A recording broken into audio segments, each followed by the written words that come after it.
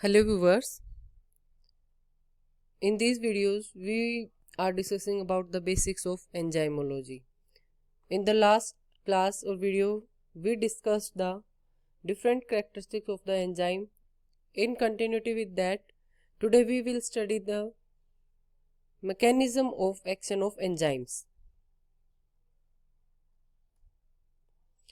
Mechanism of action of की जो enzymes हैं वो एनहांस करते हैं रेट ऑफ रिएक्शन को, वो एज ए कैटलिस्ट काम करते हैं। तो वो करते कैसे हैं काम, कैसे वो करेंगे? तो फर्स्ट क्या काम करते हैं? सबसे पहले जो काम होगा मैकेनिज्म ऑफ एक्शन में, the metabolite in which an enzyme act is called substrate, कि जो मेटाबोलाइट, जो सब्सटेंस जिसके साथ में एंजाइम काम करेगा, जिसके साथ बाइंड करके काम करेगा, वो क्या होगा? सबस्ट्रेट होगा। Enzyme activated substrate bind with enzyme to form enzyme substrate complex. जैसे ये है एंजाइम, ये सबस्ट्रेट के साथ बाइंड करेगा और बाइंड करने के बाद जो बनाएगा एंजाइम और सबस्ट्रेट, इसको हम बोलेंगे एंजाइम सबस्ट्रेट कॉम्प्लेक्स। और ये जो एंजाइम सबस्ट्रेट कॉम्प्लेक्स है बाद में डिसोशिएट हो जाएगा और डिसोशिएट होके क्या बनाएगा? प्रोडक्ट। और एंजाइम जो है, क्योंकि हमारा क्या था, कैटलिस्ट क्या होते हैं? विदाउट उसमें जो यूज है उसके without using in that reaction, कि रिएक्शन के अंदर यूज नहीं होंगे तो जो डिसोशिएट हो जाते हैं फिर एंजाइम और प्रोडक्ट अलग से निकल जाता है और एंजाइम वापस से फिर रिएक्शन में इन्वॉल्व हो जाता है। और जो सबस्ट्रेट कॉम्प्लेक्स बनाता है एंजाइम के साथ बाइंड करने के लिए, वो किस पे बनाएगा? एक साइट होती है स्पेसिफिक जहां पे सबस्ट्रेट बाइंड करता है, that is called active site of the enzyme. अब एक्टिव साइट क्या होती है? एक्टिव साइट, क्योंकि एंजाइम्स हम सबको पता है, enzymes are mostly enzymes are proteins. जो प्रोटीन्स है उनकी एक स्पेसिफिक शेप होती है, स्पेसिफिक कन्फर्मेशन होती है, मोस्टली जो है टर्सरी स्ट्रक्चर प्रेजेंट होती है उनमें। तो जो ये अरेंजमेंट होती है, जो स्पेसिफिक वो होते हैं, तो जो लार्ज मॉलिक्यूल है उसके अंदर एक रीजन होता है, एक स्पेसिफिक स्पेस होता है, that is called active site. तो उसकी एक स्पेसिफिक प्रॉपर्टीज होती हैं उस एक्टिव साइट की, कि हर एक एंजाइम में जो एक्टिव साइट है वो डिफरेंट होती है अदर एंजाइम से। क्यों? क्योंकि हर एक एंजाइम का अपना अलग सबस्ट्रेट है, क्योंकि अलग उसका अमाइनो एसिड कॉन्स्टिट्यूशन है, जो एक्टिव साइट के अंदर अमाइनो एसिड्स हैं। तो उसकी वजह से क्या है कि जो हर एक एक्टिव साइट होगी उसके प्रॉपर्टीज जो है डिफरेंट होगी, यूनिक होगी अकॉर्डिंग टू द सबस्ट्रेट, क्योंकि उसको जो एक्टिव साइट है वो किससे? सबस्ट्रेट से टाइटली बाउंड करती है। एक्टिव साइट सबस्ट्रेट को एनक्लोज करती है पहले, जैसे सबस्ट्रेट एक्टिव साइट में आएगा then it will bind with the substrate. And bind कैसे करेगा? कैटालाइज केमिकल ट्रांसफॉर्मेशन, या जो उसके अंदर ट्रांसफॉर्मेशन होंगे उसके स्ट्रक्चर में एक्टिव साइट की, जिसकी हेल्प से वो जो सबस्ट्रेट है उसके साथ एक्टिव साइट एक्टिवली या जो कन्फर्मेशनली या टाइटली बाउंड करेगा। उसके बाद जो एक्टिव साइट्स हैं वो बहुत ही कम area, means less than 5% area, जो टोटल सरफेस एरिया है एंजाइम का, that is to be about 5% होता है जो कि एक्टिव साइट एक्वायर करती है। और एक्टिव साइट की स्पेसिफिक होगी शेप किसकी वजह से होगी? Tertiary structure of protein. आपने पढ़ा होगा जब प्रोटीन्स पढ़े होंगे तो primary structure, secondary structure, tertiary structure and quaternary structure, जो कि हीमोग्लोबिन में होती है। तो जो टर्सरी स्ट्रक्चर ऑफ प्रोटीन्स है उसकी वजह से एक्टिव साइट की जो स्पेसिफिक शेप है, जो कन्फर्मेशन है पर्टिकुलर एक सबस्ट्रेट के, वो प्रोटीन्स की टर्सरी स्ट्रक्चर की वजह से है। There are different theories given at different time for the enzyme substrate interaction, कि जो सबस्ट्रेट है वो एंजाइम से किस टाइप से इंटरेक्ट करता है, किस टाइप से उससे बाइंड करता है। तो इसके लिए डिफरेंट थ्योरीज दी गई हैं। दो मेन फेमस थ्योरी हैं। First is lock and key mechanism या lock and key theory, that was given by Emil Fischer in 1894। Second is induced fit theory, that was given by Cosland in 1958. We will discuss both of these theories in coming slides. First we will discuss the lock and key model.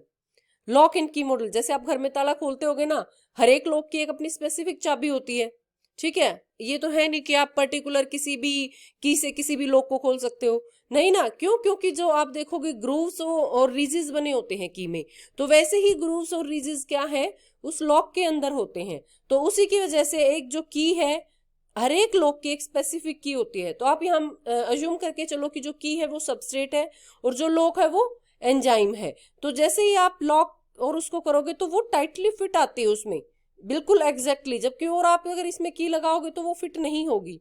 तो इसी type से क्या है, हर एक जो enzyme है उसके active site में भी, जैसे लोक में एक स्पेसिफिक रीजन बना हो ना, इसके एक्टिव साइट की भी एक स्पेसिफिक कंफर्मेशन होती है अकॉर्डिंग टू इट्स सबस्ट्रेट, और उसी के टाइप की एक कंफर्मेशन बनी होती है। तो इसमें क्या है लॉक एंड की मैकेनिज्म में कि हर एक एंजाइम की एक्टिव साइट स्पेसिफिक होती है अकॉर्डिंग टू देयर सबस्ट्रेट, उनकी कंफर्मेशन से मैच करती हुई, ताकि वो लॉक एंड की तरह एक दूसरे में फिट हो सकें और एंजाइम सबस्ट्रेट कॉम्प्लेक्स बना सकें, जो कि बाद में डिसोशिएट हो जाएंगे on the formation of product. But ये क्या है, it does not explain the stability of transition state. Transition state क्या मीन्स, जो सबस्ट्रेट से प्रोडक्ट बना है तो कुछ ना कुछ तो उसके अंदर कंफर्मेशनल चेंजेस आएंगे ना, तो ये उसको एक्सप्लेन नहीं कर पाता कि वही एक्टिव साइट अगर कंफर्म रही, जैसे लॉक में हम की से खोलते हैं, तो अगर वो बिल्कुल सेम ऐसे कैसे रहा, तो की तो हमारी चलो सेम है, हमने लॉक खोल के की निकाल लिया, बट रिएक्शन के केस में क्या है, सबस्ट्रेट से प्रोडक्ट बन रहा है, तो इट मीन्स जो ट्रांजिशन स्टेट हो रही है उसकी स्टेबिलिटी को कैसे एक्सप्लेन करेगा ये, जब enzyme substrate complex undergoes reaction, तो ये मैकेनिज्म उसको एक्सप्लेन नहीं कर पाया था। Then another later on this mechanism induced fit model.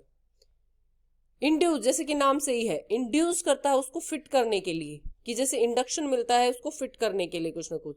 इसमें क्या है कि जो कंफर्मेशन होती है, जो एक्टिव साइट होती है, उसकी कंफर्मेशन सेम एज सबस्ट्रेट नहीं होती बाइंडिंग से पहले। जैसे ये है, इसमें आप देखोगे कि इसकी जो शेप है वो अलग है, इसकी जो शेप है वो अलग है, सबस्ट्रेट की शेप अलग है, और जो एक्टिव साइट है उसका जो कंफर्मेशन है वो अलग है। बट जैसे ही जो सबस्ट्रेट एंजाइम से बाइंड करता है, तो ये एंजाइम की जो एक्टिव साइट है वो सबस्ट्रेट जैसी शेप एक्वायर कर लेती है। मींस इंडक्शन किसने दिया, सबस्ट्रेट जैसे ही इससे आके अटैच होता है, तो जो एंजाइम है वो इंड्यूस्ड हो जाता है इसको फिट करने के लिए सबस्ट्रेट को अपनी एक्टिव साइट में। That's why it is name as induced fit model. तो इसी टाइप से ये देखो, आप नीचे भी एग्जांपल में दिखाया हुआ है, ये देखो ओवल शेप है एंजाइम्स की, सबस्ट्रेट की शेप अलग है, एंगुलर शेप है, तो जैसे ही आके सबस्ट्रेट इससे अटैच होते हैं तो ये एंगुलर शेप को एक्वायर कर लेते हैं टू फिट द जो सबस्ट्रेट है, to fit the substrate into enzyme. तो ये क्या है, इंड्यूस्ड फिट मॉडल। और ये किसकी वजह से है, क्यों ये चेंज कर रहे हैं, क्यों जैसे भी एंजाइम इसमें आके टच होता है तो जो एक्टिव साइट है वो अपनी कन्फर्मेशनल चेंजेस कर लेती है। वो कन्फर्मेशन चेंजेस क्यों कर पाती है, क्योंकि ये जो यहाँ पे साइट है उसके अंदर मल्टीपल वीक इंटरेक्शन और हाइड्रोफोबिक जो इंटरेक्शंस है वो बने होते हैं एंजाइम के सरफेस पे, जिसकी वजह से ये जो प्री साइज या जो फिट साइज है वो एक्वायर कर लेती है upon induction of substrate with the enzyme. तो जैसे ही फिर प्रोडक्ट रिलीज होता है वापस से अपनी ओरिजिनल फॉर्म में एंजाइम आ जाता है। अब लॉक एंड की वर्सेस इंड्यूस्ड मैकेनिज्म, कि हम दोनों को यहाँ पे कैसे सेम उसमें कर रहे हैं।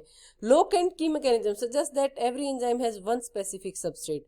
लॉक एंड की मैकेनिज्म के अकॉर्डिंग क्या, एक ताले की सिर्फ एक ही चाबी होती है ना, तो उसी टाइप से क्या है, लॉक एंड की मैकेनिज्म क्या डिस्क्राइब कर रहा है कि जो एक एंजाइम है उसका एक ही सबस्ट्रेट होता है।